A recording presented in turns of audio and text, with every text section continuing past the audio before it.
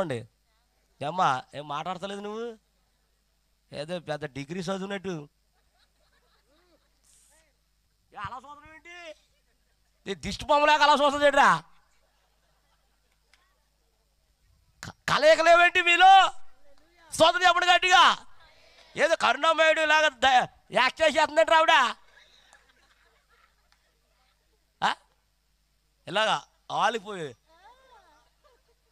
అమ్మలారా నా కోసం ఏడవచ్చు అని యాక్ట్ చేసేస్తుందంటే ఆ అమ్మాయి.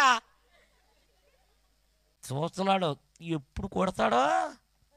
టైం దగ్గరడిపోయింది. నీ టైం దగ్గరడిపోయింది. నువ్వు ఊపుతున్నావేంటో ఊపు. ఏయి నీకు నిద్ర వచ్చేస్తుంది